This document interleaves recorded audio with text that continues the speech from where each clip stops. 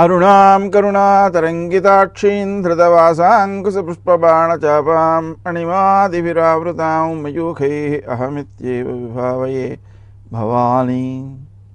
గ్రహముల యొక్క ప్రభావాలతో మనం ప్రవర్తించేటప్పుడు ఆ ప్రభావాల్లో ఉన్నటువంటి ఇబ్బందులను అధిగమించడం కోసం తీసుకోవలసిన జాగ్రత్తలు తీసుకుంటూ, చేసుకోవలసిన జపాలు చేసుకుంటూ ముందుకు నడవడం ద్వారా సరియైన నిర్ణయాలు తీసుకుని లాభప్రదమైనటువంటి కార్యక్రమాల్లో పాల్గొనగలుగుతాం.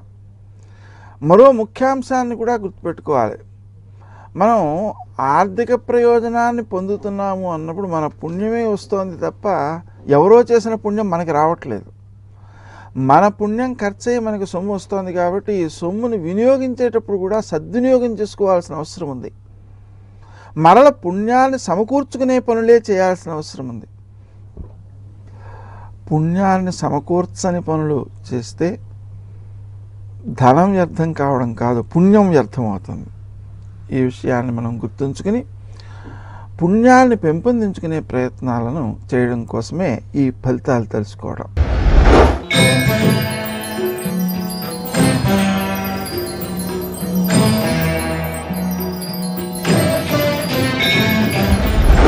మకర రాశి. ఈ రాశి వారు పట్టుదలతో వ్యవహరిస్తారు. ముఖ్యమైనటువంటి కార్యక్రమాలను వాయిదా వేయకపోవడం మంచిది. శ్రద్ధగా ఆచరించేటువంటి సమయంలో కూడా మాట తీరు ఎదుటివారికి అపార్థాన్ని ఇచ్చేటువంటి అవకాశం ఉన్న దృష్ట్యా మీకు రావాల్సిన సహకారాలు అందడం తగ్గిపోతుంటుంది.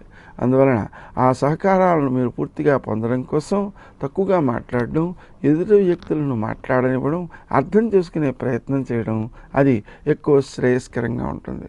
విశేషించి మీ యొక్క ఆలోచనలు చాలా సున్నితంగాను ఎదుటివారికి ఆహ్లాదకరంగాను ఉంటాయి.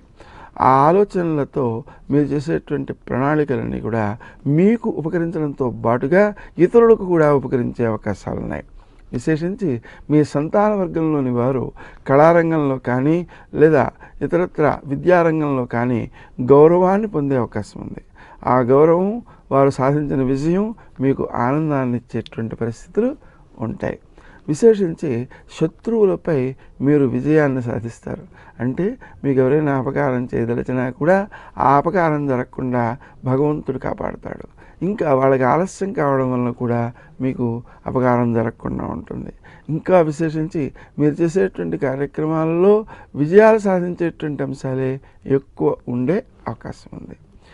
ముఖ్యంగా స్నేహ సంబంధాలను కాపాడుకునే నిమిత్తమై మీ స్వప్రయోజనాలను పక్కన పెట్టక తప్పదు.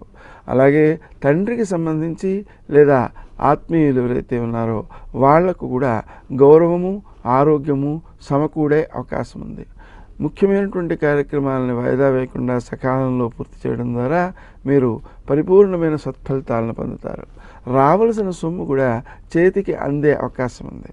ఆ వచ్చిన సొమ్మును సద్వినియోగం చేయడం కోసం సుమంతో శ్రీ కార్తవీర్యార్జునాయ నమః అనే మంత్రాన్ని జపం చేయడం తప్పనిసరి.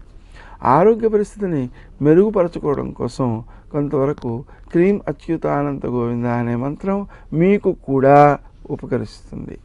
పనులు ఆలస్యం కాకుండా ఉండడం కోసం, పై అధికారుల యొక్క ఆదరణ సంపూర్ణంగా సిద్ధించడం కోసం శ్రీ రాజమాతంగ్యై నమః అనే మంత్రాన్ని జపించుకోవడం వల్ల మీరు సత్ఫలితాలను సాధించగలుగుతారు.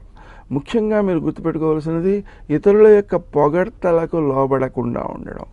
పొగిడి తమ పనులను పూర్తి చేసుకుంటే పర్వాలేదు, మిమ్మల్ని మోసగించడానికి కూడా ప్రయత్నించే అవకాశం ఉంది. ఆ విషయంలో ఎక్కువ శ్రద్ధ తీసుకోవాలి.